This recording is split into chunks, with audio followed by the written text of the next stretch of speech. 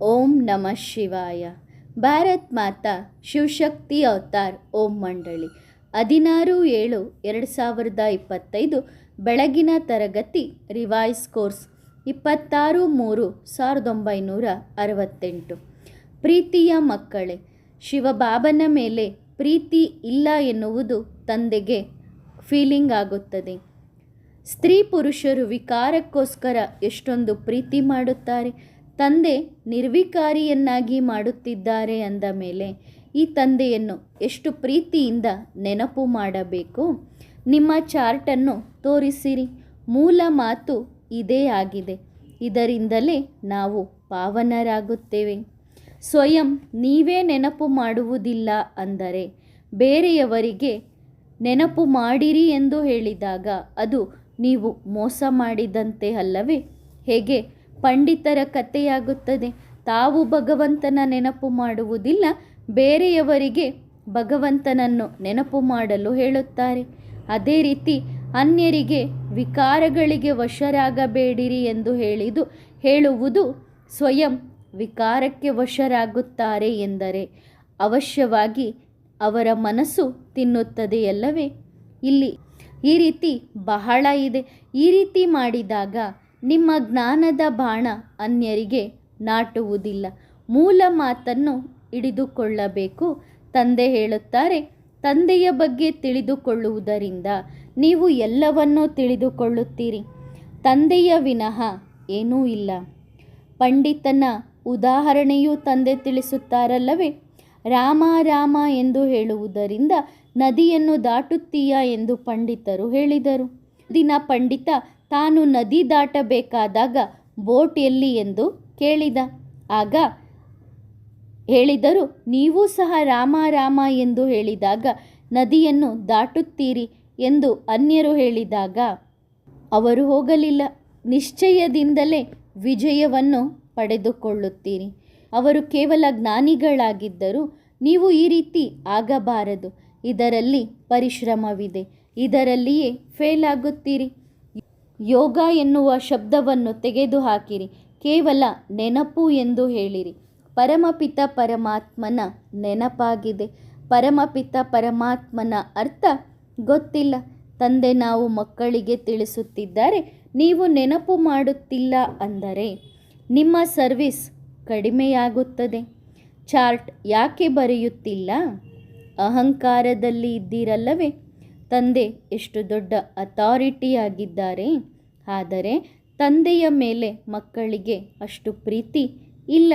ಸ್ವಲ್ಪ ಜ್ಞಾನ ಬಂದರೂ ಸಹ ನಾವು ಚೆನ್ನಾಗಿ ಓದಿ ಬರೆದಿದ್ದೇವೆ ಎನ್ನುವಂತಹ ನಶೆ ಬಂದು ಬಿಡುತ್ತದೆ. ಇದನ್ನು ದೇಹಾಭಿಮಾನದ ನಶೆ ಎನ್ನಲಾಗುತ್ತದೆ. ತಂದೆ ಹೇಳುತ್ತಾರೆ, ನೆನಪಿನ ಯಾತ್ರೆಯಿಂದಲೇ ನೀವು ಪಾವನರಾಗುತ್ತೀರಿ. ಮುಖ್ಯ ಮಾತು ನಿಮ್ಮ ದುರ್ಬಲತೆಗಳನ್ನು ತೆಗೆದುಹಾಕುವುದು. ನಿಮ್ಮಲ್ಲಿ ದುರ್ಬಲತೆಗಳು ಇದ್ದರೆ ನೀವು ಶ್ರೇಷ್ಠ ಪದವಿಯನ್ನು ಪಡೆದುಕೊಳ್ಳಲು ಸಾಧ್ಯವಿಲ್ಲ. ತಂದೆ ಎಲ್ಲರಿಗಿಂತ ಜಾಸ್ತಿ ಪುರುಷಾರ್ಥ ಮಾಡುತ್ತಾರೆ. ಅದಕ್ಕೆ ಅವರು ಶ್ರೇಷ್ಠ ಪದವಿಯನ್ನು ಪಡೆದುಕೊಳ್ಳುತ್ತಾರೆ. ಅವರ ಪದವಿ ಫಿಕ್ಸ್ ಇದೆಯಲ್ಲವೇ? ಶಾಲೆಯಲ್ಲಿ ಮಾನಿಟರ್ ಲೀಡರ್ ಯಾರಿರುತ್ತಾರೆ ಅವರಿಗೆ ಎಲ್ಲರೂ ಹೇಳುತ್ತಾರೆ, ಇವರು ಬಹಳ ಬುದ್ಧಿವಂತರು, ಇವರು ಎಲ್ಲರಿಗಿಂತ ಮುಂದೆ ಇದ್ದಾರೆ. ಆದರೆ ಬಹಳ ಮಕ್ಕಳು ಈ ರೀತಿ ಇದ್ದರೆ ಅವರ ಕಣ್ಣು ಎಲ್ಲಿಯೂ ಮುಳುಗುವುದಿಲ್ಲ. ಕೆಲವರು ಹೇಳುತ್ತಾರೆ, ನಮಗೆ ಕೇವಲ ಶಿವಬಾಬನ ಜೊತೆಗೆ ಸಂಬಂಧ ಇದೆ. ನಾವು ಏನೇ ಕೊಡುವುದು ತೆಗೆದುಕೊಳ್ಳುವುದರಿದ್ದರೂ ಬಾಬನ ಜೊತೆಗೆ ಮಾತ್ರ. ನಾನು ತಂದೆಯ ಬಗ್ಗೆ ತಿಳಿದುಕೊಂಡಿದ್ದೇನೆ, ನನಗೆ ಬಾಬನ ಮೇಲೆ ನಿಶ್ಚಯ ಇದೆ ಎಂದು ಹೇಳುತ್ತಾರೆ. ನೀವು ಕೇವಲ ತಂದೆಯ ಮೇಲೆ ನಿಶ್ಚಯ ಇದೆ ಎಂದು ಹೇಳಲು ಸಾಧ್ಯವಿಲ್ಲ. ನಂಬರ್ 1 ಮಾತಾಗಿದೆ ಅಲ್ವಾ? ನಾವು ಮಕ್ಕಳಿಗೆ ಗೊತ್ತಿದೆ, ನಾವು ಶರೀರವನ್ನು ಬಿಟ್ಟು ದೇವತೆಗಳಾಗುತ್ತೇವೆ. ಇದೇ ಸಾಕ್ಷಿಯಾಗಿದೆ. ಆದರೆ ಲೀಡರ್ನ ಬಗ್ಗೆ ಯಾರೂ ತಿಳಿದುಕೊಳ್ಳುತ್ತಿಲ್ಲ. ತಂದೆ ಹೇಳುತ್ತಿದ್ದಾರೆ, ನಾವು ಹೇಳುತ್ತೇವೆ, ನಾವು ಶಿವಬಾಬನಿಂದ ಎಲ್ಲವನ್ನು ಪಡೆದುಕೊಳ್ಳುತ್ತೇವೆ. ಲೀಡರ್ನ ಜೊತೆಗೆ ನಮಗೆ ಏನು ಕೆಲಸ? ಅರೆ, ಲೀಡರ್ ವಿನಃ ಏನು ಕೇಳುತ್ತೀರಿ? ತಂದೆ ಕುಳಿತಿರುವುದೇ ಬ್ರಹ್ಮನ ತನುವಿನಲ್ಲಿ ಅಂದ ಮೇಲೆ ನೀವು ಯಾಕೆ ಬ್ರಹ್ಮನ ಹತ್ತಿರ ಅಥವಾ ಮಧುಬನದಲ್ಲಿ ಬರುತ್ತೀರಿ? ಕೆಲವರು ಬ್ರಹ್ಮನ ಮಾತುಗಳನ್ನು ಕೇಳುವುದಿಲ್ಲ, ಬ್ರಹ್ಮನನ್ನು ಹೇಗೆ ತಿಳಿದುಕೊಂಡೇ ಇಲ್ಲ, ಅವರ ಅದೃಷ್ಟದಲ್ಲಿ ಇಲ್ಲ ಎಂದರೆ ತಿಳಿದುಕೊಳ್ಳುವುದಿಲ್ಲ ಎಂದು ತಿಳಿದುಕೊಳ್ಳುತ್ತೇನೆ ಎಂದು ತಂದೆ ಹೇಳುತ್ತಾರೆ. ಅಂಥವರು ಮನೆಗೆ ಹೋಗಿ ಕುಳಿತುಕೊಳ್ಳುತ್ತಾರೆ. ಇಲ್ಲಿ ಯಾಕೆ ಬರುತ್ತಾರೆ? ಬ್ರಹ್ಮನ ಮಕ್ಕಳ ಮನೆಯಾಗಿದೆಯಲ್ಲವೇ, ಇದರಲ್ಲಿ ಬಹಳ ತಿಳುವಳಿಕೆ ಬೇಕು. ಅನ್ಯ ಮಾತುಗಳಲ್ಲಿ ಹೋಗುವ ಅವಶ್ಯಕತೆ ಇಲ್ಲ. ಮೊಟ್ಟ ಮೊದಲು ತಂದೆಯ ಪರಿಚಯ ಕೊಡಬೇಕು. ತಂದೆಯ ಚಿತ್ರದ ವಿನಃ ಅನ್ಯ ಯಾವ ಚಿತ್ರಗಳನ್ನು ತೋರಿಸಿ ಹೇಳುವುದರಲ್ಲಿ ಅರ್ಥವಿಲ್ಲ. ಶಿವತಂದೆಯ ಚಿತ್ರದ ಕೋಣೆಯನ್ನು ಬೇರೆ ಮಾಡಿರಿ. ಅನ್ಯ ಚಿತ್ರಗಳ ಬಾಗಿಲನ್ನು ತೆರೆಯಬೇಡಿರಿ. ಎಲ್ಲಿ ತನಕ ತಂದೆಯ ಬಗ್ಗೆ ಅರ್ಥ ಮಾಡಿಕೊಳ್ಳುವುದಿಲ್ಲ, ಬರೆಯುವುದಿಲ್ಲ, ಅಲ್ಲಿ ತನಕ ಬೇರೆ ಚಿತ್ರಗಳ ಬಗ್ಗೆ ಹೇಳುವುದು ಅಲ್ಲ. ತಂದೆಯ ಪರಿಚಯದ ವಿನಃ ಸುಧಾರಣೆ ಆಗುವುದಿಲ್ಲ. ಮಂಗನ ಬುದ್ಧಿಯವರಿಗೆ ಎಷ್ಟೊಂದು ತಲೆ ಕೆಡಿಸಿಕೊಳ್ಳುತ್ತೇವೆ. ಅನ್ಯ ಎಲ್ಲ ಮಾತುಗಳನ್ನು ಬಿಟ್ಟು ಮೊಟ್ಟ ಮೊದಲು ತಂದೆಯ ಮಾತನ್ನು ತಿಳಿಸಿಕೊಡಿರಿ. ಒಬ್ಬ ತಂದೆಯ ಚಿತ್ರವನ್ನು ಇಡಬೇಕು. ಶಿವತಂದೆಯ ಮಹಿಮೆ ಎಷ್ಟೊಂದು ಇದೆ. ಶಿವತಂದೆಯ ಮೇಲೆ ಪ್ರೀತಿ ಬೇಕು ಅಲ್ಲವೇ? ಇಷ್ಟೊಂದು ಪ್ರೀತಿ ಯಾರಿಗೂ ಇಲ್ಲ. ಬಲೆ ಬ್ರಹ್ಮ ತಂದೆಯ ಮೇಲೆ ಪ್ರೀತಿ ಇದೆ, ಆದರೆ ಶಿವಬಾಬನ ಜೊತೆಗೆ ಬಹಳ ಕಡಿಮೆ ಇದೆ. ಬಾಬಾ ಡೈರೆಕ್ಷನ್ಸ್ ಕೊಡುತ್ತಾರೆ. ನಿಮ್ಮ ಚಾರ್ಟನ್ನು ಕಳುಹಿಸಿಕೊಡಿರಿ. ಉನ್ನತಿಗೋಸ್ಕರ ತಂದೆ ಹೇಳುತ್ತಾರೆ, ನಿಮ್ಮನ್ನು ನೀವು ನೋಡಿಕೊಳ್ಳಿರಿ. ನಾನು ಎಷ್ಟು ತಂದೆಯನ್ನು ನೆನಪು ಮಾಡಿದ್ದೇನೆ. ತಂದೆಯ ಮೇಲೆ ಯಾರಿಗೆ ಪ್ರೀತಿ ಇರುತ್ತದೆ ಅವರು ಚಾರ್ಟನ್ನು ಬರೆಯುತ್ತಾರೆ. ಜ್ಞಾನಿಗಳು ಅಷ್ಟೊಂದು ಬರೆಯುವುದಿಲ್ಲ.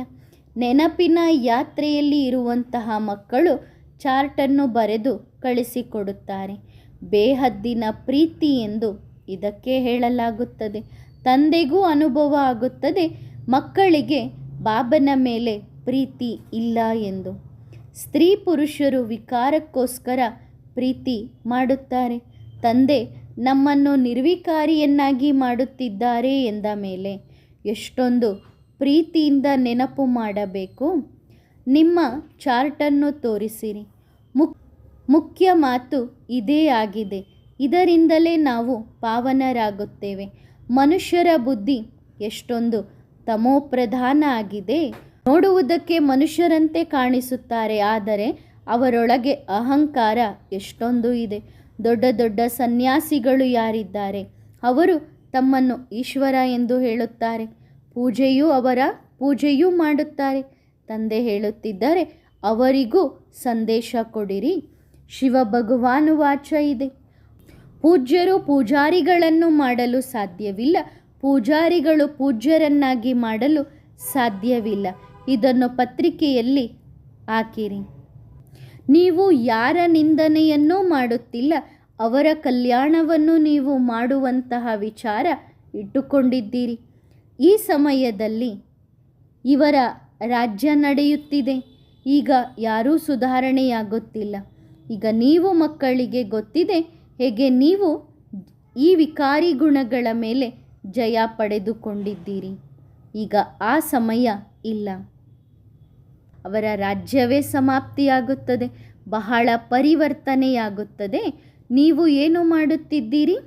ನೀವು ನಿಮ್ಮ ಸ್ವರಾಜ್ಯವನ್ನು ಗುಪ್ತ ವೇಷದಲ್ಲಿ ಸ್ಥಾಪನೆ ಮಾಡಿಕೊಳ್ಳುತ್ತಿದ್ದೀರಿ.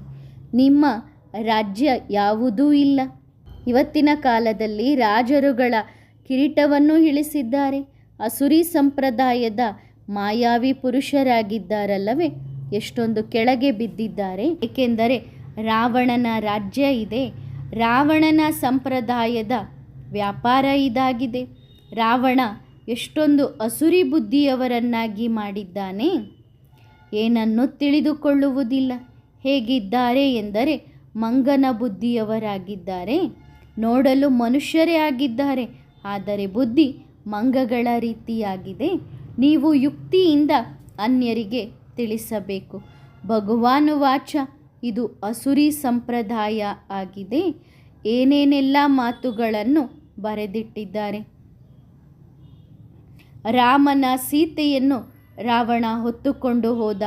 ರಾಮ ಮಂಗಗಳ ಸೈನ್ಯವನ್ನು ಕಟ್ಟಿಕೊಂಡ. ಈಗ ಮಂಗಗಳ ಸೈನ್ಯ ಇರುತ್ತದೆಯೇನು? ನಿಮ್ಮ ಬುದ್ಧಿಯಲ್ಲಿ ಬಹಳ ಹೊಸ ಹೊಸ ಮಾತುಗಳು ಇದ್ದಾವೆ. ಅನ್ಯ ಯಾವ ಮಾತುಗಳು ನಿಮ್ಮ ಬುದ್ಧಿಯಲ್ಲಿ ಇಲ್ಲ. ಫಾರಿನರ್ಸ್ಗಳು ಸಹ ಕಲ್ಲು ಬುದ್ಧಿಯವರ ರೀತಿಯಾಗಿದ್ದಾರೆ. ಭಾರತದ ಗತಿ ಏನಾಗಿದೆ ಎಂದು ಸ್ವಲ್ಪ ಸಮಯದ ಮೊದಲು ತಿಳಿದುಕೊಂಡಿದ್ದರು. ಅವರೇ ಮುಂದೆ ಬಂದು ಪಾಠ ಮಾಡುತ್ತಿದ್ದರು. ಆದರೆ ಇದು ಯಾರಿಗೂ ಗೊತ್ತಿಲ್ಲ. ಆದಿ ಸನಾತನ ದೇವಿ ದೇವತಾ ಧರ್ಮ ಯಾವಾಗ ಇತ್ತು? ತಂದೆ ತಿಳಿಸುತ್ತಿದ್ದಾರೆ, ನೀವೇ ದೇವತೆಗಳು ಆಗಿದ್ದವರು. ತಂದೆ ಭಾರತವಾಸಿಗಳಿಗೇ ಬಂದು ಜ್ಞಾನವನ್ನು ತಿಳಿಸುತ್ತಿದ್ದಾರೆ. ಭಾರತವಾಸಿಗಳೇ ತಮ್ಮನ್ನು ಹಿಂದೂಗಳು ಎಂದು ಕರೆದುಕೊಳ್ಳುತ್ತಾರೆ. ಒಬ್ಬರೂ ಸಹ ತಮ್ಮನ್ನು ದೇವತಾ ಎಂದು ತಿಳಿದುಕೊಂಡಿಲ್ಲ. ಬುದ್ಧಿಯಲ್ಲಿ ಈ ವಿಚಾರ ಬರುವುದಿಲ್ಲ. ನಾವು ದೇವತೆಗಳ ಪೂಜೆಯನ್ನು ಮಾಡುತ್ತೇವೆ ಎಂದಾಗ ಅವಶ್ಯವಾಗಿ ದೇವತಾ ಧರ್ಮದವರಾಗಿದ್ದೇವೆ ಅಲ್ಲವೇ? ಕ್ರಿಸ್ತನನ್ನು ಒಪ್ಪುವಂಥವರು ಕ್ರಿಶ್ಚಿಯನ್ ಧರ್ಮದವರು ಎಂದು ಹೇಳುತ್ತಾರೆ. ನಾವು ದೇವಿ ದೇವತಾ ಧರ್ಮದವರು ದೇವತಾ ಧರ್ಮ ಎಂದು ಹೇಳುತ್ತೇವೆ. ಈ ದೇವತಾ ಧರ್ಮವೇ ಪ್ರಾಯಲೋಪ ಆಗಿದೆ. ನಮ್ಮ ಬುದ್ಧಿಯಲ್ಲಿ ಈಗ ಈ ವಿಚಾರಗಳು ಬಂದಿದ್ದಾವೆ. ತಂದೆ ತಿಳಿಸುತ್ತಿದ್ದಾರೆ, ಅರ್ಧ ಕಲ್ಪ ಜ್ಞಾನ, ಅರ್ಧ ಕಲ್ಪ ಭಕ್ತಿ. ಈಗ ಸಂಗಮ ಯುಗ ನಡೆಯುತ್ತಿದೆ. ಈ ಮಾತುಗಳು ನೀವು ಮಕ್ಕಳ ವಿನಃ ಅನ್ಯರು ಯಾರೂ ತಿಳಿದುಕೊಳ್ಳಲು ಸಾಧ್ಯ ಇಲ್ಲ. ಮುಂದೆ ಹೋದಂತೆ ಈ ದೈವಿ ವೃಕ್ಷ ವೃದ್ಧಿಯಾಗುತ್ತಾ ಹೋಗುತ್ತದೆ.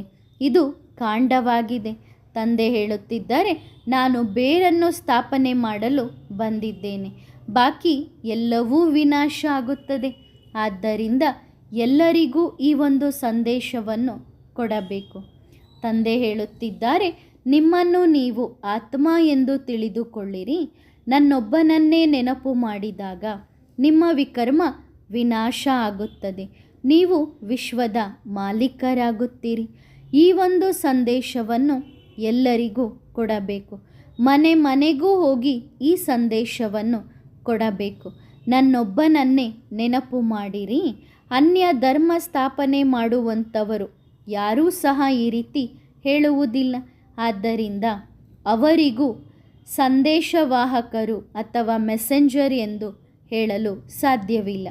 ಸಂದೇಶವ ತಂದೆ ಮಾತ್ರ ಕೊಡುತ್ತಿದ್ದಾರೆ. ತಂದೆ ಹೇಳುತ್ತಿದ್ದಾರೆ, ನನ್ನೊಬ್ಬನನ್ನೇ ನೆನಪು ಮಾಡಿದಾಗ ನೀವು ಸತೋಪ್ರಧಾನರಾಗುತ್ತೀರಿ. ತಂದೆ ಹೇಳುತ್ತಿದ್ದಾರೆ, ತಂದೆಯ ವಿನಃ ಬೇರೆ ಯಾರ ನೆನಪು ಬುದ್ಧಿಯಲ್ಲಿ ಬರಬಾರದು ಎನ್ನುವ ಸಂದೇಶವನ್ನು ಎಲ್ಲರಿಗೂ ಕೊಡಬೇಕು. ಸಂದೇಶ ಎಷ್ಟೊಂದು ಇದೆ.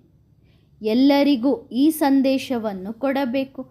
ಮಕ್ಕಳು ಯುಕ್ತಿಯನ್ನು ರಚಿಸಬೇಕು.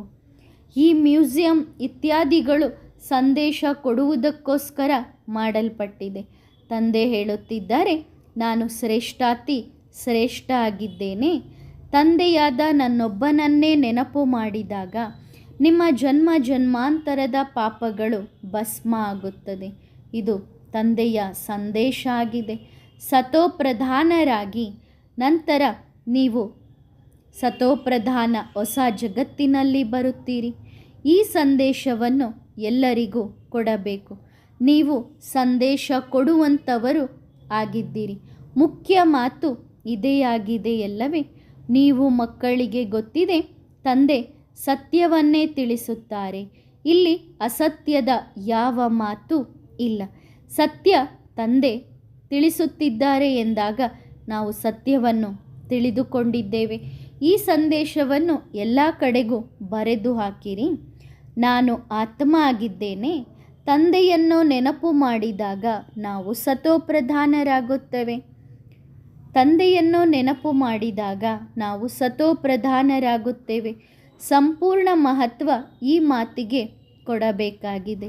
ಯುರೋಪ್ನವರು ಸಹ ಈ ಚಕ್ರ ಹಾಗೂ ವೃಕ್ಷದ ಜ್ಞಾನವನ್ನು ತಿಳಿದುಕೊಂಡಿದ್ದಾರೆ. ಅವರಿಗೂ ಸಹ ಈ ಮಾತನ್ನು ತಿಳಿಸಬೇಕು. ಪ್ರಪಂಚದ ಇತಿಹಾಸ ಭೂಗೋಳ ಹೇಗೆ ಪುನರಾವರ್ತನೆಯಾಗುತ್ತದೆ? ಮೊಟ್ಟ ಮೊದಲು ಯಾರು ಬರುತ್ತಾರೆ? ನಾವು ಆತ್ಮ ಮೊದಲು ಸತೋ ಪ್ರಧಾನರಾಗಿದ್ದೆವು, ಈಗ ತಮೋ ಪ್ರಧಾನರಾಗಿದ್ದೇವೆ. ಮತ್ತೆ ನಂತರ ಸತೋ ಪ್ರಧಾನರಾಗಿ ವಾಪಸ್ ಮನೆಗೆ ಹೋಗಬೇಕು. ತಮ್ಮನ್ನು ಆತ್ಮ ಎಂದು ತಿಳಿದು ತಂದೆಯನ್ನು ನೆನಪು ಮಾಡಬೇಕು. ಸಂದೇಶವನ್ನು ನೀವು ಮಕ್ಕಳು ಬಿಟ್ಟರೆ ಬೇರೆ ಯಾರೂ ಕೊಡಲು ಸಾಧ್ಯವಿಲ್ಲ. ಯಾರೇ ಬಂದರೂ ಅವರಿಗೆ ಮೊಟ್ಟ ಮೊದಲು ಈ ಸಂದೇಶವನ್ನು ಕೊಡಬೇಕು. ಅವಶ್ಯವಾಗಿ ಪಾವನರಾಗಬೇಕು. ನೆನಪಿನಿಂದಲೇ ನಾವು ಪಾವನರಾಗುತ್ತೇವೆ. ಮೊದಲ ಮುಖ್ಯ ಮಾತು ಇದೇ ಆಗಿದೆ. ಇಲ್ಲ ಎಂದರೆ ಸಂದೇಶದ ವಿನಃ ನಿಮ್ಮ ಸಮಯ ವೇಸ್ಟ್ ಆಗುತ್ತದೆ. ಆಗಿ ಹೋಗಿದ್ದಕ್ಕೆ ಬಿಂದು ಇಟ್ಟು ಮುಂದೆ ಹೋಗಬೇಕು. ಮೊಟ್ಟ ಮೊದಲು ಸಂದೇಶವನ್ನು ಕೊಡಬೇಕು. ಮ್ಯೂಸಿಯಂಗಳಲ್ಲಿ ಎಷ್ಟೊಂದು ಜನ ಬರುತ್ತಾರೆ, ತಾವಾಗಿಯೇ ಬಂದು ಜ್ಞಾನವನ್ನು ಕೇಳುತ್ತಾರೆ, ಆಶ್ಚರ್ಯ ಪಡುತ್ತಾರೆ. ಅಮರಪುರಿಗೆ ಹೋಗುವುದಕ್ಕೋಸ್ಕರ ಅಮರನಾಥ ತಂದೆ ಕಥೆಯನ್ನು ಹೇಳುತ್ತಿದ್ದಾರೆ. ಅದು ಅಮರಲೋಕ, ಇದು ಕೆಳಗಿರುವುದು ಮೃತ್ಯುಲೋಕ. ಏಣಿ ಚಿತ್ರದಲ್ಲಿ ಇದೆಯಲ್ಲವೇ? ನಾವೀಗ ಮತ್ತೆ ಮೇಲೆ ಹೋಗುತ್ತಿದ್ದೇವೆ, ಪರಮಧಾಮಕ್ಕೆ ಹೋಗುತ್ತೇವೆ. ನಂತರ ನಂಬರ್ ವಾರಾಗಿ ಕೆಳಗೆ ಬರುತ್ತೇವೆ. ಈ ಎಲ್ಲ ಮಾತುಗಳನ್ನು ನೀವು ಮಕ್ಕಳು ತಿಳಿದುಕೊಂಡಿದ್ದೀರಿ. ಅನೇಕರು ಅನೇಕ ಪ್ರಕಾರದಲ್ಲಿ ತಿಳಿಸಿಕೊಡುತ್ತಾರೆ. ತಂದೆಯೂ ಸಹ ತಿಳಿಸುತ್ತಿದ್ದಾರೆ. ಯಾವಾಗಲೂ ತಂದೆ ತಿಳಿಸುತ್ತಿದ್ದಾರೆ ಎಂದು ತಿಳಿದುಕೊಳ್ಳಿರಿ. ತಂದೆಯನ್ನೇ ನೆನಪು ಮಾಡಿದಾಗ ಖುಷಿಯಾಗುತ್ತದೆ. ಶಿವ ತಂದೆ ನಾವು ಮಕ್ಕಳಿಗೆ ಓದಿಸುತ್ತಿದ್ದಾರೆ. ಇವರು ಅದ್ಭುತವಾದಂತಹ ಯುಗಲಾಗಿದ್ದಾರೆ. ತಂದೆ ಹೇಳುತ್ತಿದ್ದಾರೆ, ನೀನು ನನ್ನ ವೈಫ್, ನಿಮ್ಮ ಮೂಲಕ ನಾನು ದತ್ತು ಮಾಡಿಕೊಳ್ಳುತ್ತೇನೆ. ನಿಮ್ಮನ್ನು ತಾಯಿ ಎಂದು ಕರೆಯಲು ಸಾಧ್ಯವೇನು? ದತ್ತು ಮಾಡಿಕೊಂಡಿದ್ದೆ. ಮಕ್ಕಳನ್ನು ಸಂಭಾಲನೆ ಮಾಡಲು ಒಬ್ಬ ತಾಯಿಯ ಅವಶ್ಯಕತೆ ಇದೆ. ಅವರನ್ನು ನಿಗದಿ ಮಾಡುತ್ತೇನೆ. ಆದರೆ ಈ ಬ್ರಹ್ಮಪುತ್ರ ನದಿ ಎಲ್ಲಕ್ಕಿಂತ ದೊಡ್ಡ ನದಿಯಾಗಿದೆ. ಸತ್ಯ ಸತ್ಯ ತಾಯಿ ಇವರೇ ಆಗಿದ್ದಾರೆ. ತ್ವಮೇವ ಮಾತಾಶ್ಚ ಪಿತಾ ತ್ವಮೇವ ಎಂದು ತಂದೆಗೆ ಹೇಳಲಾಗುತ್ತದೆ. ಈ ತಾಯಿಯೂ ಸಹ ಹೋಗಬೇಕಾಗಿದೆ ಅಲ್ಲವೇ? ಒಳ್ಳೆಯದು. ಆತ್ಮಿಕ ಮಕ್ಕಳಿಗೆ ನೆನಪು, ಪ್ರೀತಿ ಮತ್ತು ಸುಪ್ರಭಾತ ಹಾಗೂ ನಮಸ್ತೆ. ರಾತ್ರಿಯ ತರಗತಿ 25/3/1968.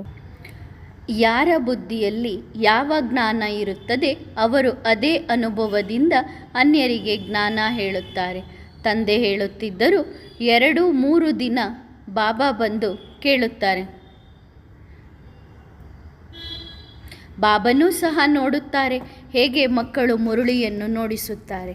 ಮಕ್ಕಳು ನಾಚಿಕೆ ಪಡಬಾರದು. ನಾಚಿಕೆಯಾದರೆ ಆಗ ಅರ್ಥ ಆಗುತ್ತದೆ ಮಕ್ಕಳು ದೇಹಾಭಿಮಾನಿಗಳಾಗಿದ್ದಾರೆ. ತಂದೆಯೇ ಮಕ್ಕಳಿಗೆ ಹೇಳುತ್ತಿದ್ದಾರೆ, ಮಕ್ಕಳೇ ಆತ್ಮ ಅಭಿಮಾನಿಯಾಗಿರಿ, ಬೇಹದ್ದಿನಲ್ಲಿ ಸ್ಥಿತರಾಗಿರಿ. ಬೇಹದ್ದಿನ ಜ್ಞಾನ ಆಗಿದೆಯಲ್ಲವೇ? ತಂದೆ ಬೇಹದ್ದಿನ ಜ್ಞಾನವನ್ನು ಮಕ್ಕಳಿಗೆ ತಿಳಿಸುತ್ತಿದ್ದಾರೆ. ಮೂಲ ಮಾತು ಪಾವನರಾಗುವುದಾಗಿದೆ. ರಚನೆಯ ಆದಿ ಮಧ್ಯ ಅಂತ್ಯದ ರಹಸ್ಯವನ್ನು ತಿಳಿಸುವ ಭಾಷಣವನ್ನು ಮಾಡುತ್ತಾರೆ. ಆದರೆ ಅವರ ನೆನಪಿನ ಯಾತ್ರೆ ಬಹಳ ಸೂಕ್ಷ್ಮವಾಗಿದೆ. ಜ್ಞಾನ ತಿಳಿಸುವುದು ಸ್ಥೂಲವಾಗಿದೆ. ಟೀಚರ್ ಆಗುವುದಾಗಿದೆ. ಅನ್ಯರಿಗೆ ತಮ್ಮನ್ನು ತಾವು ಆತ್ಮ ಎಂದು ತಿಳಿದು ತಂದೆಯನ್ನು ನೆನಪು ಮಾಡಿರಿ ಎಂದು ಹೇಳುವುದು ಇದು ಜ್ಞಾನವಾಗಿದೆ. ಜ್ಞಾನದಿಂದಲೇ ಸದ್ಗತಿಯಾಗುತ್ತದೆ. ಶಾಸ್ತ್ರಗಳನ್ನು ಕೇಳುವುದರಿಂದ ಸದ್ಗತಿಯಾಗುವುದಿಲ್ಲ. ಅದನ್ನು ಆತ್ಮಿಕ ಅಥವಾ ಆಧ್ಯಾತ್ಮಿಕ ಜ್ಞಾನ ಎಂದು ಹೇಳುವುದಿಲ್ಲ. ಇದು ನಾವು ಮಕ್ಕಳಿಗೆ ಗೊತ್ತಿದೆ. ಆತ್ಮಿಕ ತಂದೆ ಕಲ್ಪಕಲ್ಪಕ್ಕೂ ಕಲ್ಪದ ಸಂಗಮ ಯುಗದಲ್ಲಿ ಬರುತ್ತಾರೆ. ನಾವು ಆತ್ಮಗಳಿಗೆ ಜ್ಞಾನ ಸಿಕ್ಕಿದೆ. ತಂದೆಗೂ ಸಹ ಜ್ಞಾನ ಇದೆ. ಈ ತಂದೆ ಬ್ರಹ್ಮನ ತನುವಿನಲ್ಲಿ ಪ್ರವೇಶ ಮಾಡಿ ನಾವು ಮಕ್ಕಳಿಗೆ ಜ್ಞಾನವನ್ನು ತಿಳಿಸುತ್ತಾರೆ. ತಂದೆಯ ಹತ್ತಿರ ಜ್ಞಾನ ಇದೆ. ಈ ಜ್ಞಾನವನ್ನು ತಂದೆ ಅನ್ಯರಿಗೆ ಕಲಿಸುತ್ತಿದ್ದಾರೆ. ತಂದೆ ಹೇಳುತ್ತಿದ್ದಾರೆ, ಮೊದಲು ತಂದೆ ನಮ್ಮನ್ನು ವಿಶ್ವದ ಮಾಲೀಕರನ್ನಾಗಿ ಮಾಡುತ್ತಾರೆ. ಆದರೆ ಇದು ಸಹ ಅದ್ಭುತವಾಗಿದೆ. ನಾನು ಕೇವಲ ನೀವು ಮಕ್ಕಳಿಗೆ ಜ್ಞಾನವನ್ನು ತಿಳಿಸುತ್ತೇನೆ. ನಾನು ವಿಶ್ವದ ಮಾಲೀಕ ಆಗುವುದಿಲ್ಲ, ನೀವು ಮಕ್ಕಳನ್ನು ವಿಶ್ವದ ಮಾಲೀಕರನ್ನಾಗಿ ಮಾಡುತ್ತೇನೆ. ನಾನೂ ಸಹ ತಮೋಪ್ರಧಾನ ಆಗಿದ್ದೇನೆ ಅಂದ ಮೇಲೆ ನಮ್ಮನ್ನು ಸತೋಪ್ರಧಾನರನ್ನಾಗಿ ಯಾರು ಮಾಡುತ್ತಾರೆ? ತಂದೆ ಹೇಳುತ್ತಾರೆ, ನಾನೇ ಈ ಮಾತನ್ನು ತಿಳಿಸಿಕೊಡುತ್ತೇನೆ. ಅನ್ಯರು ಯಾರಿಗೂ ಸಹ ಈ ಮಾತು ಗೊತ್ತಿಲ್ಲ. ಗೀತೆ ಶಾಸ್ತ್ರಗಳೆಲ್ಲವೂ ಭಕ್ತಿ ಮಾರ್ಗದ್ದಾಗಿದೆ. ಇದರಿಂದ ಉನ್ನತಿ ಆಗುವುದಿಲ್ಲ, ಇದರಿಂದ ಕೆಳಗೆ ಇಳಿಯುತ್ತಲೇ ಬಂದಿದ್ದೇವೆ. ವಾಸ್ತವದಲ್ಲಿ ಎಲ್ಲರ ಧರ್ಮಶಾಸ್ತ್ರ ಒಂದೇ ಆಗಿದೆ, ಆದರೆ ಅನೇಕ ಜ್ಞಾನ ಅದರಲ್ಲಿ ಇದೆ. ಅದನ್ನು ಜ್ಞಾನ ಎಂದು ಹೇಳುವುದಿಲ್ಲ, ಭಕ್ತಿ ಎಂದು ಹೇಳಲಾಗುತ್ತದೆ. ಜ್ಞಾನ ಒಂದೇ ಆಗಿದೆ. ನಾವು ವಿದ್ಯಾರ್ಥಿಗಳಾಗಿದ್ದೇವೆ, ಅವರೆಲ್ಲರೂ ಭಕ್ತರಾಗಿದ್ದಾರೆ. ಬ್ರಾಹ್ಮಣರಾಗಿದ್ದೇವೆ ಎಂದ ಮೇಲೆ ನಾವೆಲ್ಲ ಒಬ್ಬ ತಂದೆಯ ದತ್ತು ಮಕ್ಕಳು ಎಂದು ತಿಳಿದುಕೊಳ್ಳಬೇಕು. ಪರಮಾತ್ಮ ತಂದೆ ಇವರು ದತ್ತು ಮಕ್ಕಳಾಗಿದ್ದಾರೆ ಎಂದು ಹೇಳುವುದಿಲ್ಲ. ತಂದೆ ಹೇಳುತ್ತಾರೆ, ಎಲ್ಲರೂ ಪಾತ್ರಧಾರಿಗಳಾಗಿದ್ದಾರೆ. ನಾವು ಮಕ್ಕಳಿಗೆ ಗೊತ್ತಿದೆ, ತಂದೆಯ ಮೂಲಕ ನಾವು ಜ್ಞಾನವನ್ನು ಕೇಳುತ್ತೇವೆ, ಆದರೆ ಪ್ರೇರಣೆಯ ಯಾವ ಮಾತೂ ಇಲ್ಲ. ನಾವು ಮಕ್ಕಳ ಬುದ್ಧಿಯಲ್ಲಿ ಯಾವ ಜ್ಞಾನ ಇದೆ ಅದು ಶೂದ್ರರ ಬುದ್ಧಿಯಲ್ಲಿ ಇರಲು ಸಾಧ್ಯವಿಲ್ಲ. ವರ್ಣಗಳ ಗಾಯನವೂ ಇದೆ. ನಾವು ಮಕ್ಕಳಿಗೆ ಗೊತ್ತಿದೆ, ಏಕೆಂದರೆ ತಂದೆ ನಾವು ಮಕ್ಕಳಿಗೆ ಜ್ಞಾನವನ್ನು ತಿಳಿಸುತ್ತಿದ್ದಾರೆ. ಅವರು ಕೇವಲ ಹೇಳುತ್ತಾರೆ ದೇವತಾ, ಕ್ಷತ್ರಿಯ, ವೈಶ್ಯ, ಶೂದ್ರ ಎಂದು.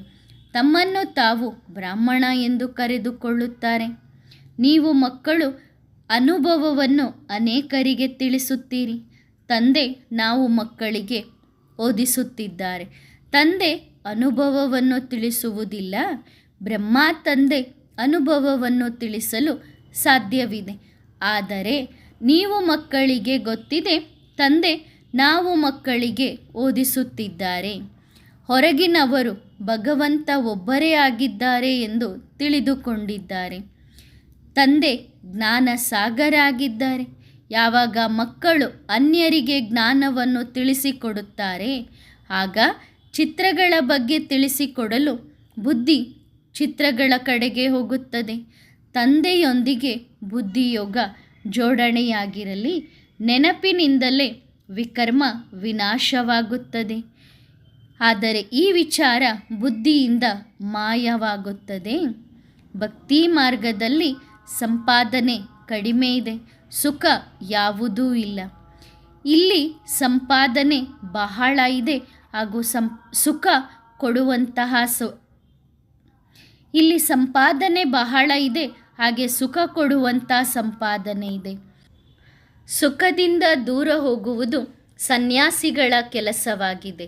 ಆದ್ದರಿಂದ ಅವರು ಎಂದೂ ರಾಜಯೋಗವನ್ನು ಕಲಿಸಲು ಸಾಧ್ಯವಿಲ್ಲ. ಬೇಹದ್ದಿನ ತಂದೆ ಬೇಹದ್ದಿನ ಆಸ್ತಿಯನ್ನು ಕೊಡುತ್ತಾರೆ. ಈ ಆಸ್ತಿ ಬಹಳ ಸಹಜವಾಗಿದೆ. ತಂದೆಯನ್ನು ನೆನಪು ಮಾಡುವುದು ಹಾಗೂ ಆದಿ ಮಧ್ಯ ಅಂತ್ಯದ ಜ್ಞಾನವನ್ನು ತಿಳಿದುಕೊಳ್ಳುವುದು ಬಹಳ ಸಹಜವಿದೆ. ಇದು ಸಂಗಮ ಯುಗದ ಈಶ್ವರೀಯ ಶಾಲೆಯಾಗಿದೆ. ನಾವು ಓದುತ್ತಿರುವುದೇ ತಂದೆ ಮತ್ತು ಆಸ್ತಿಯ ಶಿಕ್ಷಣವನ್ನು. ನಾವು ವಿದ್ಯಾರ್ಥಿಗಳು ಓದುತ್ತಿದ್ದೇವೆ. ಮಕ್ಕಳಿಗೆ ತಂದೆ ಮತ್ತು ಆಸ್ತಿಯ ನೆನಪು ಬರುತ್ತದೆಯಲ್ಲವೇ? ತಂದೆ ಮತ್ತು ಮಾಲೀಕತನ ಇಷ್ಟು ಬಿಟ್ಟರೆ ತಂದೆ ಬೇರೆ ಯಾವ ಕಷ್ಟವೂ ಕೊಡುವುದಿಲ್ಲ. ನಡೆಯುತ್ತಾ ತಿರುಗಾಡುತ್ತಾ ಕುಳಿತಾಗಲೂ ಸಹ ತಂದೆಯ ನೆನಪಿನಿಂದ ವಿಶ್ವದ ಮಾಲೀಕತನ ಸಿಗುತ್ತದೆ. ಆದ್ದರಿಂದ ತಂದೆಯನ್ನು ನೆನಪು ಮಾಡಬೇಕು. ಪವಿತ್ರರಾದಾಗ ಪವಿತ್ರ ರಾಜ್ಯವನ್ನು ಮಾಡುತ್ತೇವೆ. ಈ ರೀತಿ ಅನ್ಯರಿಗೆ ತಿಳಿಸಿಕೊಡಬೇಕು. ತಂದೆಯ ಮಹಿಮೆಯನ್ನು ಮಾಡಬೇಕು. ತಂದೆ ಹೇಳುತ್ತಾರೆ, ಕೆಟ್ಟದ್ದನ್ನು ಕೇಳಬಾರದು. ಶಾಸ್ತ್ರಗಳ ಮಾತು ಸಹ ಇದೆ. ಕೆಟ್ಟ ಮಾತುಗಳನ್ನು ಕೇಳುವುದರಿಂದ ನಷ್ಟವೇ ಆಗುತ್ತದೆ. ತಂದೆ ತಿಳಿಸುತ್ತಾರೆ, ಅನೇಕ ಚಿತ್ರಗಳನ್ನು ಮಾಡಿಸಲಾಗಿದೆ. ತಂದೆ ಎಲ್ಲವನ್ನೂ ತಿಳಿಸುತ್ತಿದ್ದಾರೆ. ಒಂದಲ್ಲ ಒಂದು ಹೊಸ ಪಾಯಿಂಟ್ಸ್ಗಳು ಬರುತ್ತಲೇ ಇರುತ್ತವೆ. ಆದರೆ ಮುಖ್ಯ ಮಾತು ಒಂದೇ ಆಗಿದೆ. ಹೊಸಬರು ಬರುತ್ತಾ ಇರುತ್ತಾರೆ, ಹಾಗೆಯೇ ನೀವು ಮಕ್ಕಳು. ಮೂಲ ಮಾತು ಒಂದೇ ಆಗಿದೆ. ಹೊಸಬರು ಬರುತ್ತಾ ಇರುತ್ತಾರೆ ಹಾಗೂ ನೀವು ಮಕ್ಕಳು ಓದುತ್ತಾ ಇರುತ್ತೀರಿ. ತಂದೆ ಓದಿಸುತ್ತಾ ಇದ್ದಾರೆ.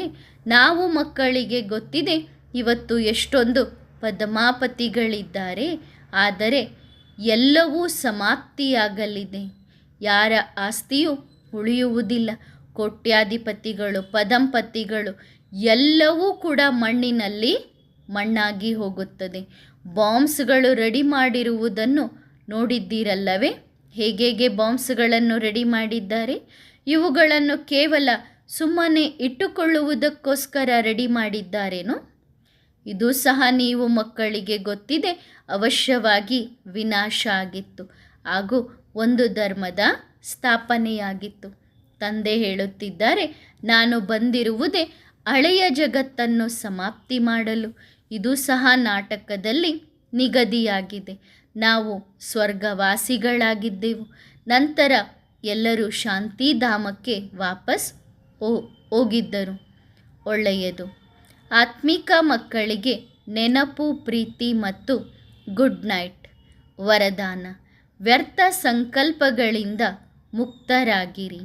ಸದಾ ಪವಿತ್ರ ಹಂಸ ಸ್ವರೂಪದಲ್ಲಿ ಸ್ಥಿತರಾದಾಗ ಶುದ್ಧ, ಅಶುದ್ಧತನದ, ಶೂದ್ರತನದ ಹಾಗೂ ಬ್ರಾಹ್ಮಣತನವನ್ನು ಸಹಜವಾಗಿಯೇ ಚೆಕ್ಕಿಂಗ್ ಮಾಡಿಕೊಳ್ಳಲು ಸಾಧ್ಯ. ಬುದ್ಧಿ ಈ ಕಾರ್ಯದಲ್ಲಿ ಬ್ಯುಸಿಯಾಗಿರುವ ಕಾರಣದಿಂದ ವ್ಯರ್ಥ ಸಂಕಲ್ಪಗಳಲ್ಲಿ ಸಂಪೂರ್ಣವಾಗಿ ಫ್ರೀ ಆಗುತ್ತೇವೆ. ಒಳ್ಳೆಯದು. ಓಂ ನಮಃ ಶಿವಾಯ.